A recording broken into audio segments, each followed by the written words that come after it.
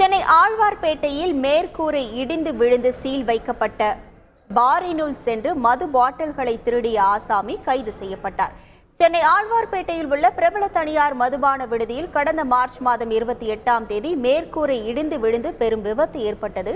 இந்த விபத்தில் 3 பேர் உயிரிழந்தனர். இந்த நிலையில் இதில் பாரானது மாநகராட்சி அதிகாரிகளால் சீல் வைக்கப்பட்டது. சீல் வைக்கப்பட்ட பாரில் மர்ம நபர்கள் 2 உள்ளே சென்று மது பாட்டில்களை திருடியுள்ளனர். இதனை பார்த்த பார் ஊழியர் உடனடியாக காவல்துறைக்கு தகவல் அளித்து சம்பந்தப்பட்ட நபர்களை பிடிக்க முற்பட்ட போது ஒருவர் பிடிபட்டார். மற்றொரு நபர் தப்பி ஓடியுள்ளார்.